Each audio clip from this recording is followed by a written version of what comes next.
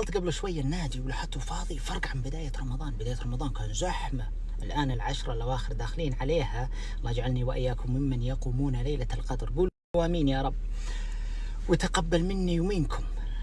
لما دخلت اليوم حصلته فاضي. ليش فاضي؟ لأن اللي جو بداية رمضان دخل يبي يتمرن باعتقاد أن التمرين هو الإصلاح الأساسي لعملية الأيض قبل إصلاح الأكل.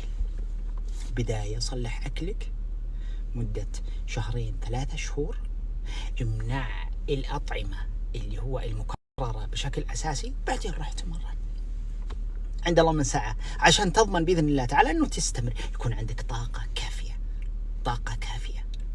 على أنك تستغل الطعام الداخل كطاقة، ما يزيدك خمول الأكل. فأعمل على إصلاح عملية الأيض بإبعاد الأطعمة المكررة. عندك السكر المكرر، عندك دقيق القمح المكرر، وعندك الزيت المكرر، وعندك الملح المكرر، وكل واحد له بديل طبيعي.